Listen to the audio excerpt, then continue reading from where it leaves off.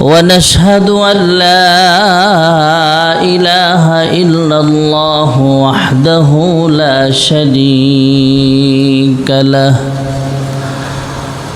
ونشهد أن محمدا عبده ورسوله الذي أرسله بالحق بشيرا ونذيرا وداعيا إلى الله بإذنه وسراجا منيرا أما بعد فأعوذ بالله من الشيطان الرجيم بسم الله الرحمن الرحيم كل من عليها فان ويبقى وجه ربك ذو الجلال والإكرام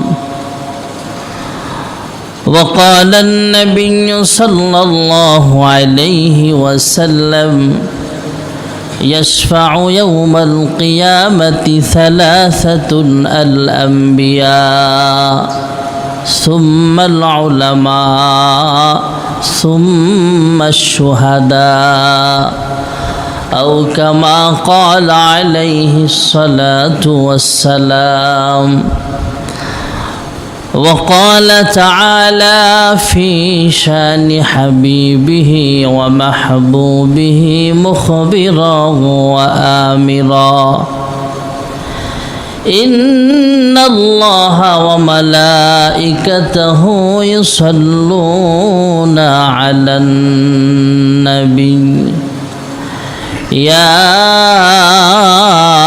أيها الذين آمنوا صلوا عليه وسلموا تسليما اللهم صل على محمد وعلى آل محمد كما صليت على إبراهيم وعلى آل إبراهيم إنك حميد مجيد اللهم بارك على محمد وعلى آل محمد كما باركت على إبراهيم وعلى إنك حميد مجيد بلغ العلا بكماله حسنت جميع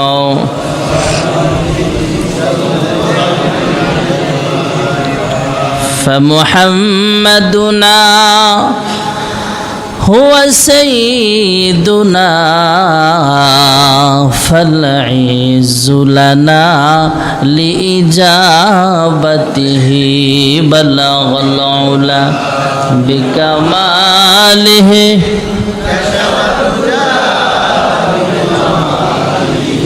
حسنت جميع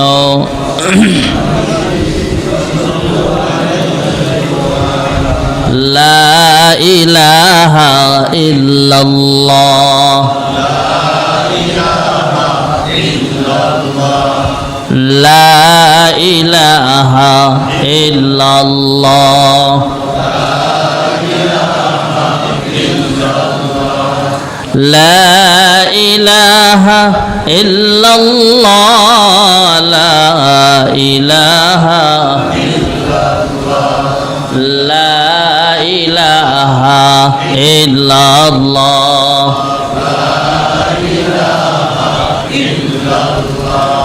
لا إله لا إله إلا الله لا إله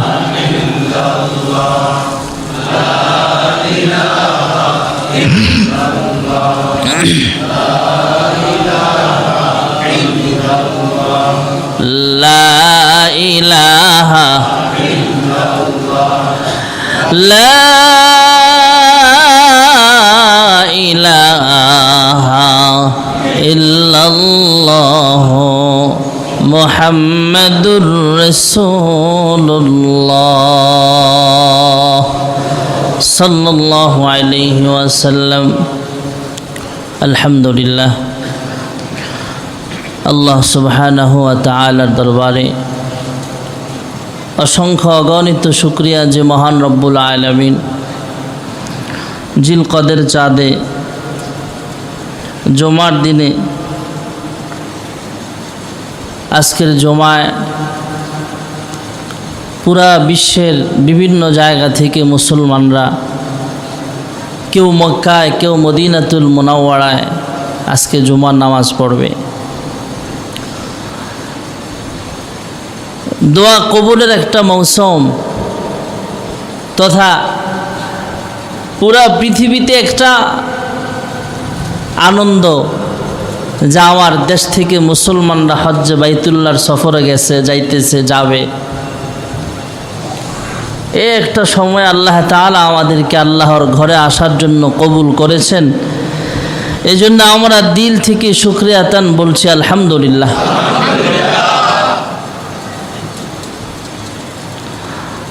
আল্লাহ রাব্বুল আলামিন আসমান বানাইলেন, জমিন বানাইলেন, কুল কায়নাত আল্লাহ সৃষ্টি করেছেন। মাখলুকাতের মধ্যে শ্রেষ্ঠ মাখলুক আমাদেরকে বানিয়েছেন। আমরাও তো একদিন দুনিয়াতে ছিলাম না, আবার চলে যেতে হবে। কখন কার মরণ কিভাবে আছে আল্লাহ ভালো জানে। সিলেটের যেই মানুষগুলো বন্যায় মারা গেল, 10 দিন আগেও তো ওরা জীবিত ছিল। যেই মা তার সন্তানকে বুকে জড়ায়, মাও মারা গেল, সন্তানও মারা গেল, সে মাও তো জানতো না আজ থেকে 10 দিন আগে যেইভাবে তার করুণ মৃত্যু হবে পানিতে ডুবে। অনেক মানুষ তো সাঁতার জানে, তারপরও মারা গেছে। সাঁতার জানে, মরণ চলে আসছে, এই সাঁতার জেনে লাভ নাই, মরতে হবে। পানির স্রোতগুলো এমন ছিল সিলেটের, এই স্রোত যারা স্বচক্ষে দেখছে এরা জানে যে আসলে কিয়ামত যে কেমনে হবে। এর আগের সপ্তাহে সীতাকুণ্ডের আগুন যারা স্বচক্ষে দেখছে, যখন কন্টেইনারটা ব্রাস্ট হয়েছে, এরা সরাসরি যারা দেখছে এরা জানে জাহান্নামটা কেমন হবে। সিলেটের বন্যা যারা দেখছে সরাসরি এরা জানে কিয়ামত কিভাবে হবে, কেমন ভয়ানক অবস্থা হবে কিয়ামতের দিন, যেদিন আল্লাহ আসমান চূর্ণ বিচূর্ণ করে দিবে। এত বিশাল বড় পাহাড়, আমাদের বাংলাদেশেই তো 1800 ফুট উঁচা পাহাড় আছে, এর চেয়ে বড় পাহাড় সাজেক পাহাড় আরো উঁচা, খাগড়াছড়ির আলুটিলা পাহাড় 1800 ফুট উঁচা। আমি উঠেছি সেখানে, অনেকেই গেছেন হয়তো। জাবালে নূর 2500 ফুট উঁচা। জাবালে সুর হিজরতের সময় আল্লাহর রাসূল আবু বকরকে নিয়ে যেখানে অবস্থান করেছিলেন, 5500 ফুট উঁচা। 5500 ফুট। এর চাইতে উঁচা পাহাড়ও তো আছে, হিমালয় পর্বত আরো উঁচা। আর এই পাহাড়গুলো আমরা যে দেখতেছি, এই পাহাড়ের অধিকাংশ অংশটা হলো মাটির নিচে, উপরে যেটা আছে অল্প। আল্লাহ তাআলা এই পাহাড়গুলো পেরাকের মতো মারছে, পেরাকের মতো, যাতে জমিনটা না লড়ে। আমরা যেমন তা ঘর বাঁধতে গেলে তার কাটা বাঁধি, এই তার কাটা যখন মারি তার কাটা পুরাটা থাকে ভিতরে, অল্প একটু মাথা থাকে বাহিরে, যেটা দেখা যায়, যেটাতে পিটনি দেয় আমরা হাতুড়ি দিয়া। আল্লাহ তাআলা পাহাড়ের পুরাটা নিচে, অল্প একটু রাখছে উপরে, তাও 5,500 ফুট উঁচা। সুবহানাল্লাহ।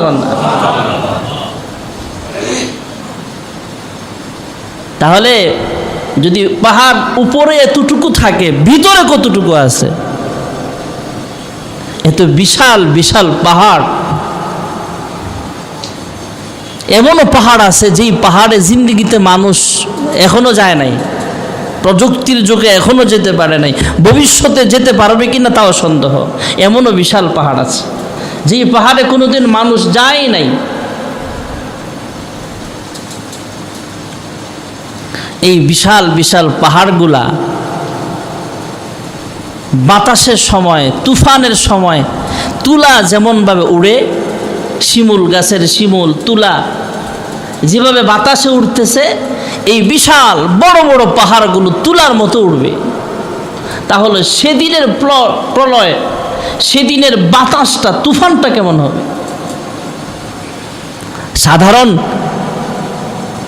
সাধারণ বাতাসে বালু তো উড়ে না, বাতাসটা যদি একটু বাড়ে তখন আমাদের জমিনের বালুগুলো উড়ে। বাতাস তুফান আকার ধারণ করলে বালুগুলো উড়ে উড়ে আমাদের চোখে পড়ে। আল্লাহর হাবিব রাহমাতুল্লিল আলামিন সাহাবাই কেরামদের বলতেন কিয়ামত একদিন হবে, কাফেরদেরকে ভয় দেখাতেন। কাফেররা বলতো, না কিয়ামত কিসের, আবার আইসি দুনিয়াতে, দুনিয়া থেকে চলে যাব, মরলে শেষ, পরকালীন জিন্দেগি বলতে কিছু নাই। কাফেররা তো এখনো বলে, কাফের বেঈমানরা তো এখনো এদের বিশ্বাস, মরছে চিতায় আগুন দিয়া জ্বালায় দিছে, শেষ, হিসাব নাই। আর আমাদের মুসলমানদের বিশ্বাস হলো, তুমি চিতায় আগুন দিয়া দেহটা জ্বালাইলা, রুহটা তো আছে, রুহের সাজা হবে। দুনিয়াতে দেহে আঘাত করলে রুহে আঘাত লাগে, হাতে ব্যথা পাইছেন অন্তরে আঘাত লাগে। আর জাহান্নামের আযাব হবে রুহে, আত্মার মধ্যে আঘাত আসলে দেহেও আঘাত পাবে। হযরতে ইব্রাহিম আলাইহিস সালাম গালেবান আল্লাহর কাছে বলতেছেন, আল্লাহ আপনি হাসরের দিন আবার মানুষগুলো কিভাবে জড়ো করবেন, একত্রিত করবেন? একটু প্র্যাকটিক্যাল যদি দেখায় দিতেন ভালো লাগতো। আল্লাহ বললেন, ইব্রাহিম কয়েকটা পাখি নাও, কয়েক জাতের, মনে করেন একটা কাক, একটা চিল, একটা দোয়েল পাখি, একটা কোয়েল, এমন অনেকগুলো পাখি একসাথে করো, এগুলো জবে করবা, জবে করে গোশতগুলো পিস পিস করবা, টুকরা টুকরা করবা, সবগুলো গোশত একসাথে মিশাবা, কোনটা কোন পাখির গোশত চিহ্নও থাকবে না, একসাথে মিশায় ফেলবা। গোশত কাটার পর সবগুলো মিশালেন, বললেন তুমি বিভিন্ন পাহাড়ে অল্প অল্প গোশত দিয়ে আসো। হযরত ইব্রাহিম আলাইহিস সালাম বিভিন্ন পাহাড়ে নিয়ে নিয়ে গোশত ফালায় আসছে। আল্লাহর হুকুমে ইব্রাহিম পয়গম্বর পাখিকে এবার ডাকতেছেন, হ্যাঁ দোয়েল আসো এদিকে। আল্লাহর হুকুমে বিভিন্ন পাহাড়ে ছড়ায়া ছিটায়া দোয়েল পাখির গোশতগুলো একত্রিত হইয়া জ্যান্ত পাখি হইয়া ইব্রাহিম নবীর সামনে হাজির হয়ে গেছে। আরো জোরে বলেন। ইব্রাহিম পয়গম্বর কাককে ডাক দিছে, হে কাউয়া। কাকের গোশত বিভিন্ন পাহাড়ে ছিল, ওই পাহাড় থেকে দৌড়ায় একত্রিত হইয়া জিন্দা হইয়া জীবিত কাকটা সামনে দাঁড়ায় গেছে। আমি আল্লাহ যদি, আল্লাহ বলতেছেন, ইব্রাহিম পাখি জবে করেছ, গোশত আলাদা করেছ, টুকরা টুকরা করেছ, বিভিন্ন পাহাড়ে রেখে আসছো, বিভিন্ন পাহাড়ের গোশত একত্রিত করে যদি আমি আল্লাহ দোয়েল বানাতে পারি, কাক বানাতে পারি, আমি আল্লাহ অস্তিত্বহীন থেকে অস্তিত্ব দিতে পারি, তা আমি আল্লাহ কি পারি না এই মৃত মানুষগুলোকে আবার জেতা করতে? সুবহানাল্লাহ বলে। ঘটনা একদিন ঘটেই যাবে ভাইয়েরা আমার। মহান আল্লাহ রাব্বুল আলামিন কিয়ামত সংগঠিত হওয়ার ব্যাপারে কোরআনুল কারীমে বিভিন্ন জায়গায় সতর্ক বার্তা আমাদের মাঝে পৌঁছায়া দিয়েছেন। ইজা ওয়াকাতিল ওয়াকিআহ লাইসা লিওয়াকাতিহা কাযিবা, মিথ্যা ঘটনা নয়। কাফেররা বিশ্বাস করুক আর না করুক, আল্লাহ কিয়ামত ঘটায়া দিবেন।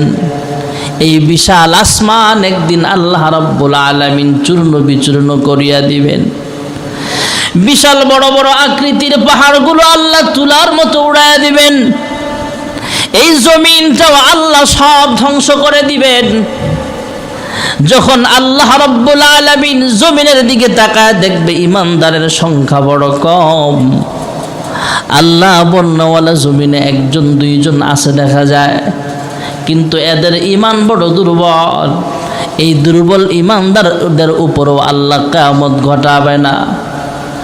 আল্লাহ রাব্বুল আলামিন একটা কুদরতি বাতাস জারি করে দিবেন। যেমন ভাবে আপনার মোবাইলে যদি গ্রামীণের টাওয়ার থাকে, গ্রামীণের সিম ভরা থাকে, গ্রামীণ টাওয়ারের নেটওয়ার্ক শুধু গ্রামীণ সিমের ভিতরে আসবে। আপনার মোবাইলে বাংলালিংক সিম ঢুকানো থাকলে বাংলালিংক সিমের টাওয়ারের নেটওয়ার্কটা শুধু বাংলালিংক সিমের ভিতরে আসবে। আল্লাহ তাআলা এমন একটা বাতাস জারি করবে, এই বাতাসটা কোনো বেঈমানের শরীরে লাগবে না, শুধু ঈমানদারদের শরীরে লাগবে। ঈমানদারদেরকে আল্লাহ দুনিয়া থেকে উঠায়া নিবে। জোরে কোন সুবহানাল্লাহ। মোবাইলে আমরা সন্দেহ হতে পারে, এই জন্য উদাহরণ দিলাম যে গ্রামীণ সিমে নেটওয়ার্ক শুধু গ্রামীণেরটা আসবে, রবিরটা আসে না। রবি সিমে রবি টাওয়ারের নেটওয়ার্ক আসবে, বাংলালিংক সিমে বাংলালিংক টাওয়ার থেকে নেটওয়ার্ক আসবে। আল্লাহ এমন বাতাস দিবে যেই বাতাসটা শুধু ঈমানদারদের শরীরে নেটওয়ার্ক পাবে। সুবহানাল্লাহ। মহান আল্লাহ রাব্বুল আলামিন আসমানটাও ধ্বংস করে দিবেন। বিশাল আকৃতির একটা ফেরেশতা আল্লাহ বানাইছেন, যে ফেরেশতার হাতের মধ্যে আল্লাহ রাব্বুল আলামিন একটা বাঁশি দিয়া রাখছেন, নাম হলো ইসরাফিল। মেরাজের রাতে আল্লাহর হাবিব রাহমাতুল লিল আলামিন ইসরাফিল আলাইহিস সালামকে নিজের সশরীরে দেখেছেন, তথা আসল আকৃতিতে দেখেছিলেন। বিশাল বড় আকৃতির একজন ফেরেশতা বাঁশি মুখে নিয়ে বসে আছে। আল্লাহ সেদিন বলবে, হ্যাঁ ইসরাফিল, দুনিয়াতে একজন ঈমানদারও নাই। আমি আল্লাহকে আল্লাহ বলনা বলা একজন ঈমানদারও দুনিয়ার জমিনে বেঁচে নাই। অতএব আমি আল্লাহ ফ্যান্ডেল বানাইছিলাম, জমিনটা বিছানা হিসেবে বানিয়েছিলাম, চন্দ্র সূর্য আমি আল্লাহ সৃষ্টি করেছিলাম, লাইটিং করেছিলাম, ডেকোরেশন করেছিলাম।